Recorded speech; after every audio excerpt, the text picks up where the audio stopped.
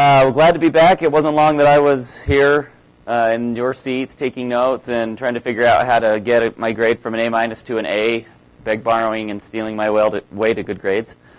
I've got my little brother here as well. He's not in the business school, but he's just a few months off from his mission. I invited him. Listen carefully to the announcers next year on the football team. Mike Edmunds, he'll be catching passes out there from, I don't know, Riley or Jake. I don't know who it'll be.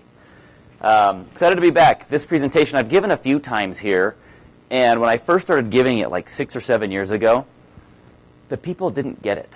Like the students were in this weird age group where they were too old, that they never watched SpongeBob growing up, and they were too young, so they didn't have kids like me, so they'd never watched it before. Because I started watching SpongeBob because I have a 9-year-old, and it's probably my favorite show on TV.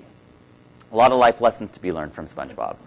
And that's what I'm going to do today is teach you a bit about my journey and some of the advice I would have for anyone who's interested in being an entrepreneur but using SpongeBob to teach you those lessons.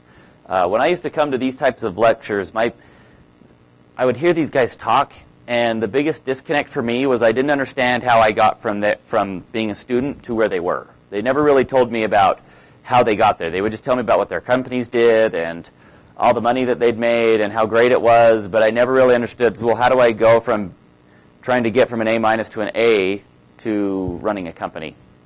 So I'll tell you a bit about my story in that process. So a bit about me. I graduated in 2004 with a master's in accounting. I'm, to this day, still a case study about what not to do in the accounting program. I had accepted a job with KPMG about 2 years before I graduated. And a week before my start date, I called them and said, never mind, I'm starting a company called Silent Whistle. And I got chewed out. They came down here. They yelled at Steve Glover and everybody and said how just unethical that was for me to do that to them. And they made me a case study in the accounting program. So if you've ever heard that story about someone backing out of their offer letter a week before, that was me. Started Silent Whistle. We did not make it to the final. First thing we did was we entered the business plan competition. I didn't make the finals, which I'm still very, very bitter about. And I'm happy to report that the 3 companies that did beat us are all dead. So I find a lot of satisfaction in that. Later that year, though, because of some of the progress we made, I got Student Entrepreneur of the Year, which was fun. And then ultimately, we grew that company, Silent Whistle, up to about $4 million in revenue. We had 2,000 clients all over the world, companies like Motorola, Chevron, the Department of Homeland Security used that product, and it was a cool business. It kicked off cash like crazy. It generated about $2 million a year in profit. Sold it, and then currently I'm running a company called Allegiance, which was the combination of a couple of companies we acquired.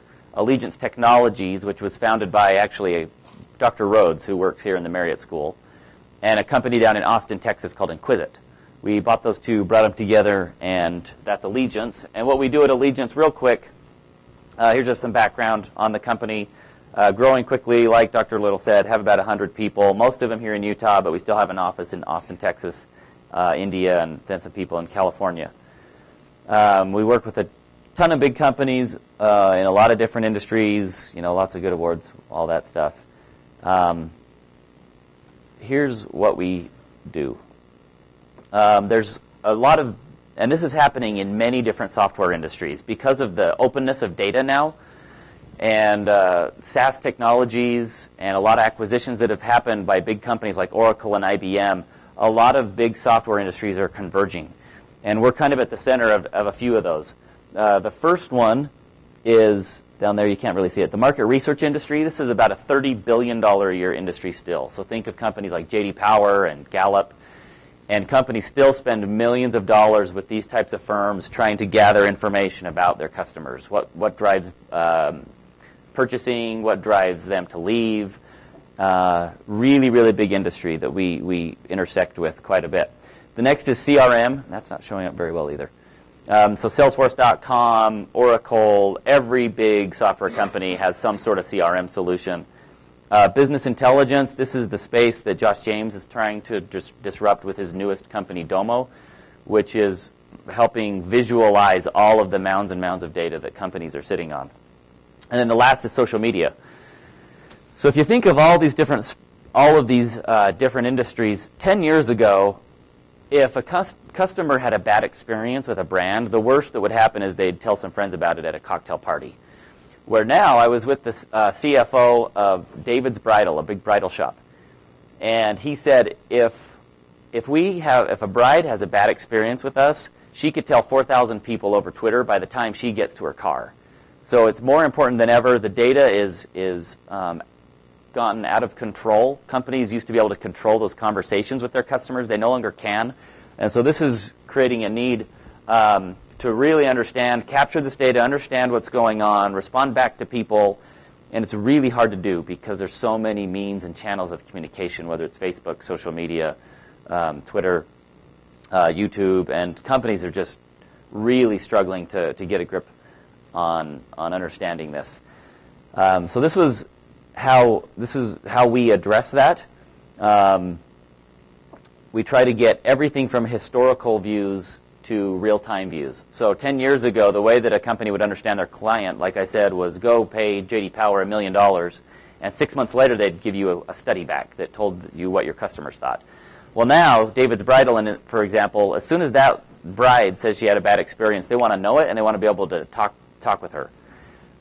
So it's being able to gather all of that data and in a real-time view start to report back and deliver reports to business users of what's going on. So another client of ours is Jetblue. So if you ever fly Jetblue, you'll probably get a survey 3 days later, and it will come from us.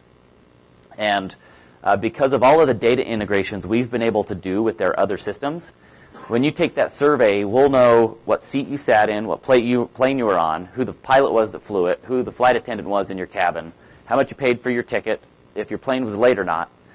And by combining all of this different data into one file and then combining it with how you feel about that brand, we can really understand what drives your behavior and people like you, whether it's good behavior or bad behavior. It's really, really cool what you can do with these different data sources.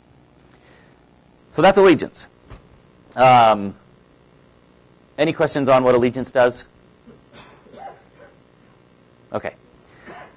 So kind of getting back to what I started with, my story of becoming an entrepreneur.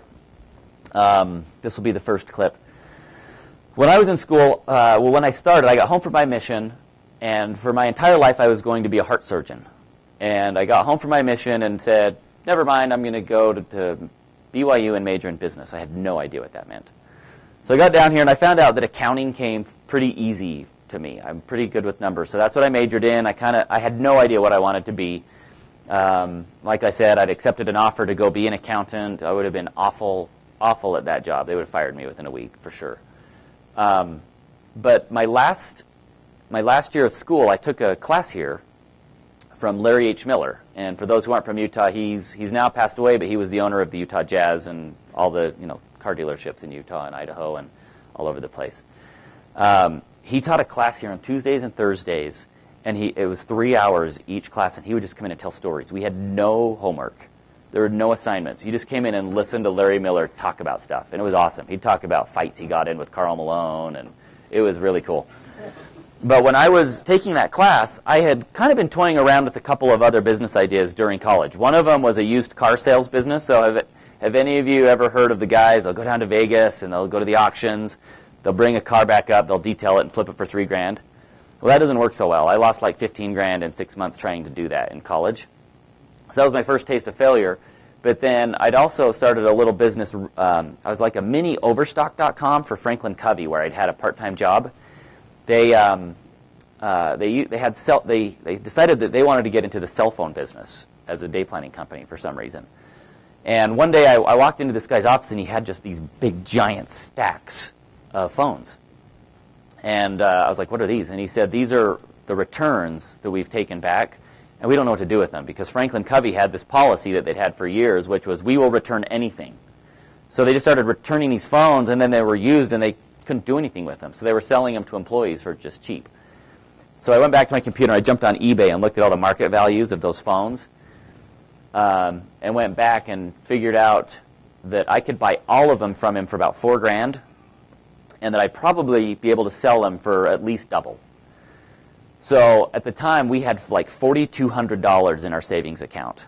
And I called my wife. She was at work, and I said, I'm draining our savings account. And I told her what I was going to do, and she was like, okay. So I went in that day. I loaded my car up with all the phones, and over the next 30 days, I sold all those phones for about $12,000. So earning $8,000 when you're in college is like pretty freaking sweet, especially when I was making $12 an hour selling Palm Pilots over the phone. So I got a little taste for this is kind of cool. And then I had that class from Larry Miller, and there was a day, one of the last days he spoke, he was talking to us as, if you want to be entrepreneurs, now is a better time than any time in your life to try and do it. He became an entrepreneur at the age of 38, which is pretty rare, because when you're 38, you've got 4 kids and a mortgage, and it's hard to go leave your salaried job to start a company where oftentimes you don't make any money for at least a year and a half or 2 years. Where he said, when you're in college, you're used to eating ramen noodles, and you still have your degree if it doesn't work out, so go do it now. And I totally bought into it, and I'd already kind of been working on the silent whistle idea and going to all these events that you guys are hearing about, these pitch ideas. I'd been going to those types of events and meeting people, mentors here in the business school, and I was starting to figure out this might be a good idea. So I decided, all right, I'm going to be an entrepreneur. I'm not going to be an accountant. And that's probably the hardest part of becoming an entrepreneur, is doing it. I remember the first time I met Josh James back in 2004, and I had already done it, and he was so happy. He's like, most college guys I meet with, they just won't make the plunge. And he said, the only reason I was willing to meet with you is because you'd already decided that you wanted to be an entrepreneur. So let's watch SpongeBob and Patrick decide on becoming entrepreneurs. What'd you get? Let's see. Gary. Hey, a magazine! That's funny. I don't remember subscribing to Fancy Living Digest. Whoa! Look at these glossy depictions of a higher standard of living. This guy's so rich, he has a swimming pool in his swimming pool. This guy's got shoes. Give me that! Stealing my mail, eh? You're lucky I don't report you to the authorities. Hey, Squidward, how do the people in that magazine get all that money? They're entrepreneurs. They sell things to people. What kind of things? How should I know? Things people want to buy. Now keep your paws off my mail. That's it, Patrick. We gotta become entrepreneurs. Is that gonna hurt? So what drives most people to be wanting to become an entrepreneur? They want to make money. There's nothing to be ashamed about with that, but I remember one of my uncle's brother had started a company which basically invented the laptop modem back in the early 80s. It was called Megahertz. Probably no one here has ever heard of it. I don't even remember it. Dr. Little probably remembers Megahertz. They developed the PC MCIA laptop modem. And he ended up selling it after like 12 years, and all the founders made like $150 million each. And I was talking to him when I was in school. And it's when I had decided I was going to major in accounting, and I was getting his advice. And he said, yeah, that's good. Way to go. You might be able to make $150,000 a year one day and have a good salary and maybe be able to afford a boat, but you'll never be rich. And I was like, you greedy SOB, how could you say such a thing? And what he meant was, the only way to become financially independent is starting your own company. I mean, you can earn a really good living, and there's nothing wrong with it, in a job. But that was what he told me, and I was like, I just bought into it, and that's one thing that drove me there.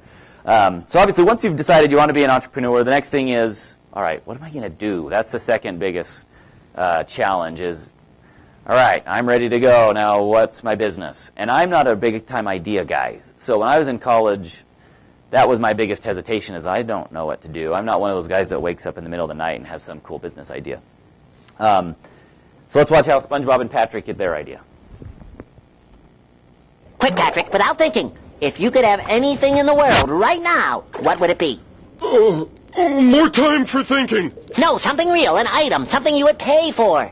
A chocolate bar? That's a great idea, Pat. We'll be traveling chocolate bar salesmen.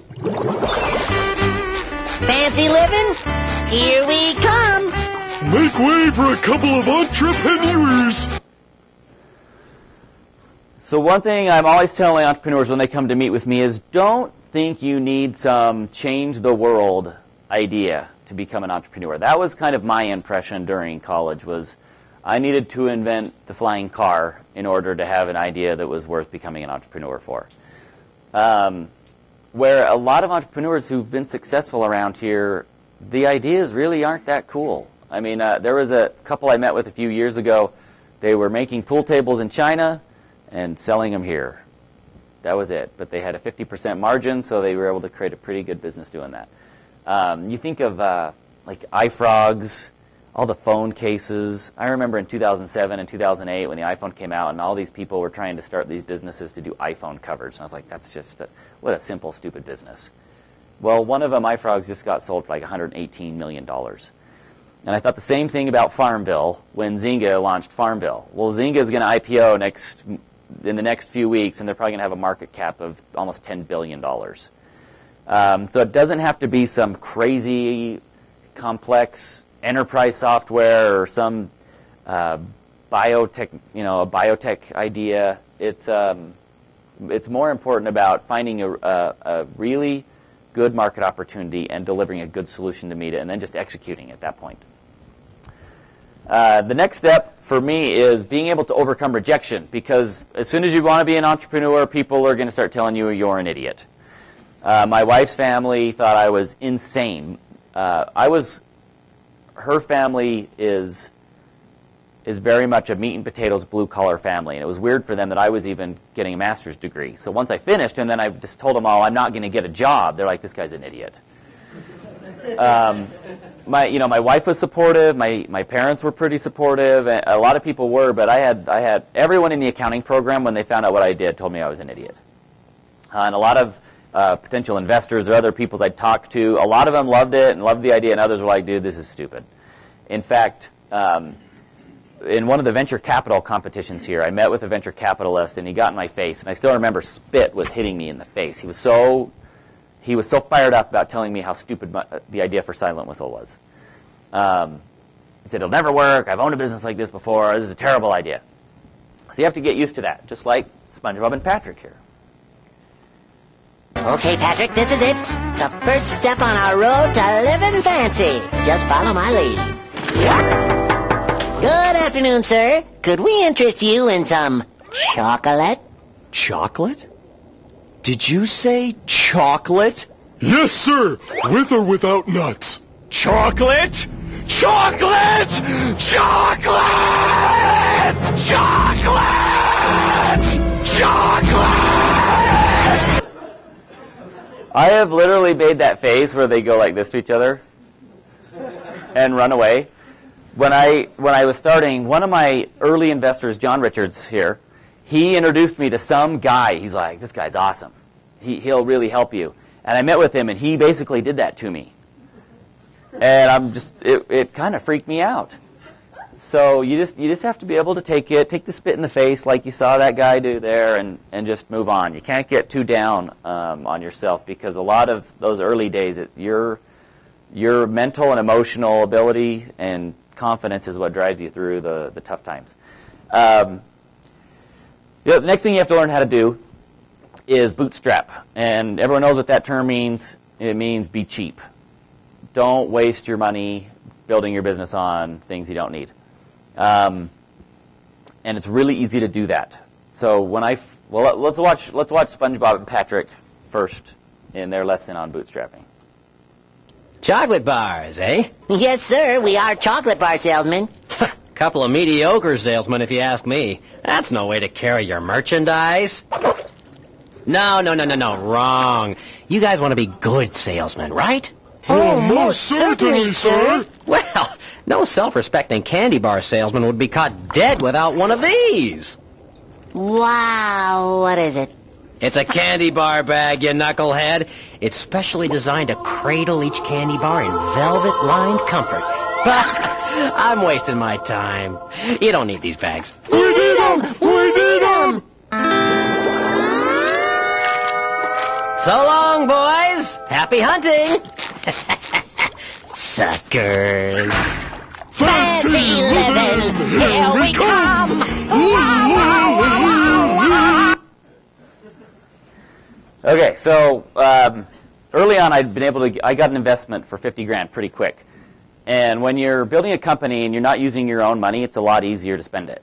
So I had some challenges with this. And the kind of the worst example, the most embarrassing example, actually happened in this building. So our first office was the MBA lounge. I guess it's down one floor and at the end.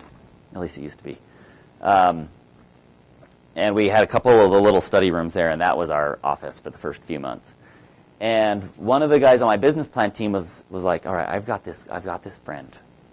He works for the Deseret News, and he's got like an offer that's just killer he wants to present to us. And it could be like game-changing. I'm like, sweet, let's do it. So he came in and, pitched us on his idea, which was once a year in October, the Deseret News has a special business section.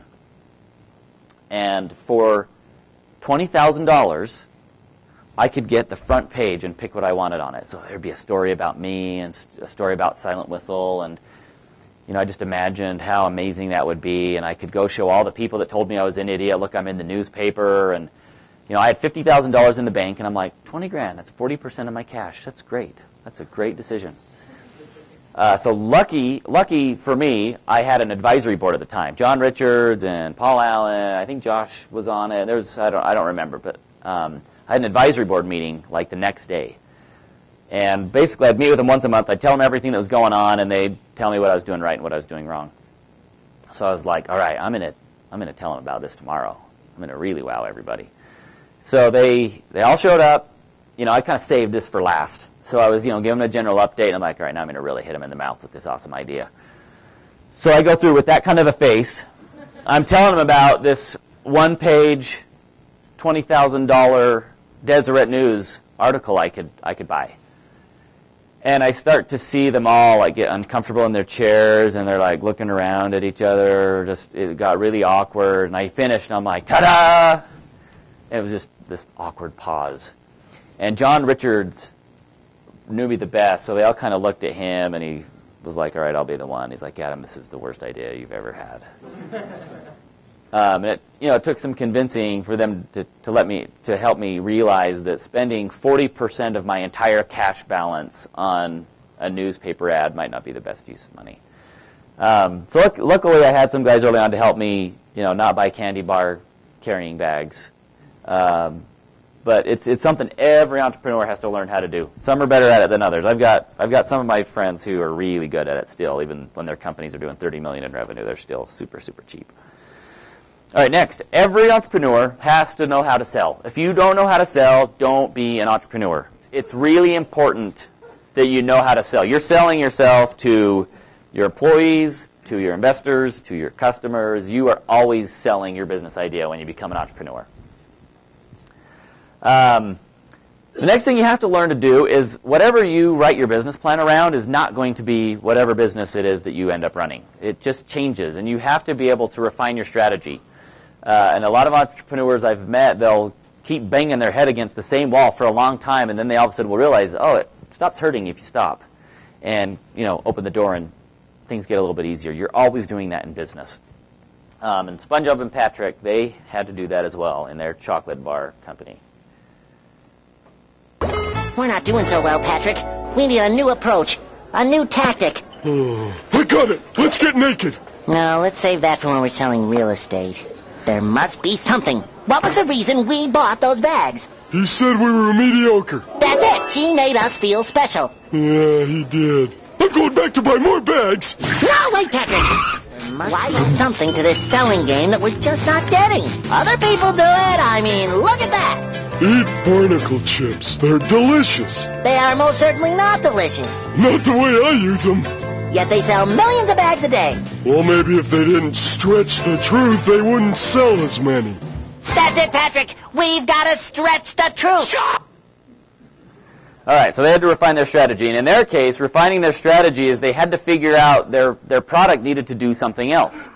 And that happens often in business, where you'll go out. I was just talking to Gary Rhodes last night at the airport in San Francisco. I was asking about how he started Allegiance Technologies. And the company was originally called UtahBest.com, and they were basically like Yelp, but for everything. So doctors, banks, food. It was like $19.99, so it was actually a pretty good idea. I'm like, dude, you should have just kept doing that. Why'd you change? But he had a couple of banks come to him and say, we like what you do.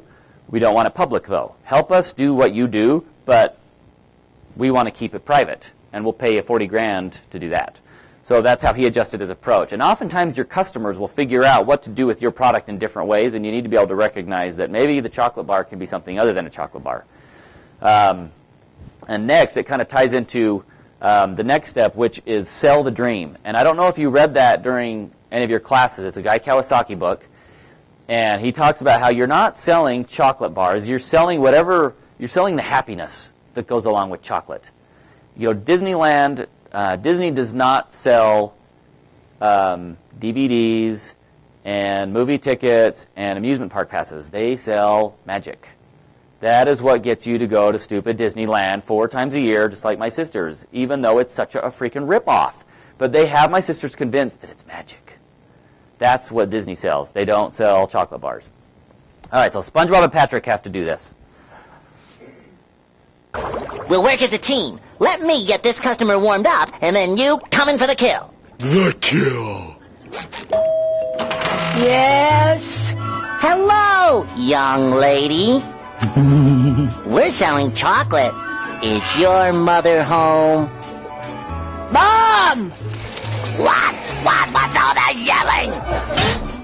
You just can't wait for me to die, can you? They're selling chocolate. Chocolate? Yeah! What? What are they selling? Chocolate! What? Chocolate! I can't hear you! They're selling chocolate! They're selling chocolate? Yeah! Chocolate. I remember when they first invented chocolate. Sweet, sweet chocolate. I always hated it. Oh, but this chocolate's not for eating. It's for... You rub it on your skin, and it makes you live forever. Live forever, you say? I'll take one. Come on, you lazy Mary. Start rubbing me with that chocolate. I hate you. If we keep exaggerating the truth, we'll be fancy living in no time. Hooray for lying!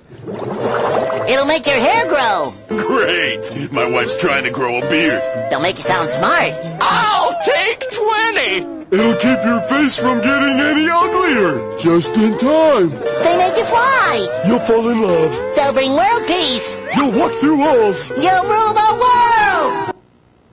Okay, I'm not endorsing lying, but I am endorsing selling the dream. One of my other early investors, Gary Williams, he works here somewhere. You may have had a class from him. He talked to me about the difference between entrepreneurs who are successful and those who aren't. Is you're always selling something you don't actually have yet. But it's the ability to, by the time the customer's expecting you to deliver it, you're able to pull it together. We still do that at Allegiance. That's a mantra you'll always, if you walked into Allegiance today, you'd hear someone say, dude, go sell the dream. You're always trying to move your products forward and find new solutions. Rarely do you just have your product, it stays the same, and you just keep selling it. So selling the dream's an important part. You have to be able to get people to believe in what you're doing and not just sell them just what your product does that day. Lastly, after all of this, you'll start to get success, sometimes in unexpected places. We'll watch SpongeBob and Patrick, and then I'll tell you a story about me. Don't get me wrong, Patrick. It's great that we helped that guy out, but there's no one left in town to sell chocolate bars to. Whoa! Let's face it, Patrick. We're failures. I can live with that. Let's change our names to Why and Bother. Chocolate! No,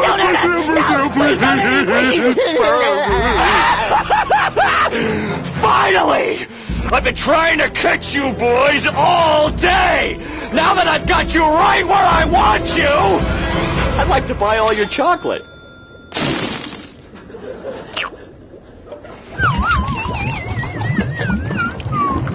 Thank you for your patronage. Are we living the fancy life yet, SpongeBob? Not yet, Pally. First we gotta spend all the money. But what are we gonna spend it on? Good evening, sir. Table for one, please. Sorry, but the whole restaurant has been rented to a private party. But it's my only night to be fancy. Oh, who could afford to rent out the whole restaurant? Oh, a couple of rich entrepreneurs and their dates. So, how long have you two ladies known each other? What? What did he say? So you remember I told you about my experience. It's actually in this room where the guy was yelling at me and spitting on me. It was like right there. We had this reception after the venture capital pitch competition. So that guy, his name was Spencer Tall, told me my idea sucked. Since then, he's invested $7 million and is my biggest investor to this day. So you can win your biggest critics over. It just takes a little bit of time, so don't let them get you too down. Then the last few bits of advice I'd have for you, and I couldn't find good SpongeBob clips, but you got to give me a break. It's hard to get it all into a SpongeBob episode. Networking was really, really important for me early on. I'd say almost every single day. I probably spent $10,000 my first year taking people to lunch. You'd be amazed at these important people. Josh James, if you just emailed him and said, will you help me? Or will you look at this document? Students will email me all the time and say, here's my business plan, read it. I don't even know who they are. I don't know anything about the business, and it's rare that I ever get around to doing it. But if a student emails me and says, can I buy you lunch? Everybody has to eat. And even people who are worth $100 million are cheap and will let you buy them Cafe Rio for $7. So that was really important for me. I met so many CEOs of big Utah companies just offering to buy them Cafe Rio or take them to lunch or whatever. Next is hire really amazing people. And this is hard to do when you're young. It took me probably 5 years to figure this one out. And really understand the benefits of an A player. There's a lot of smart people in Utah. But the difference between an A player and a B player is seriously like 5 to 10x difference in what they'll do for your company. And in engineering and development, Dr. Little, I'm sure, has heard this. They talk about how the top 2 or 3% of developers are literally 10 times better than the next 5% down from that. And it's the same in sales. We had a salesperson come in a couple years ago, and the highest any one of our sales guys had ever closed in 1 year was $680,000. She closed $3 million in her first year. So that's a really, really important one. And then third is know what you don't know and know what you're not good at. And that's something that I was pretty good at from the early days, and I've continued to improve on. You just got to know your limitations, and don't be afraid to surround yourself with people that know how to do it. Like I said, if you're a technology person and you don't know how to sell, find someone that can sell. If you're a salesperson and you're more of a business guy like me, you better have someone who understands technology to help you out on that side. So that's it. So, appreciate the time. I think we have a few minutes for questions, Dr. Little, but appreciate the time today.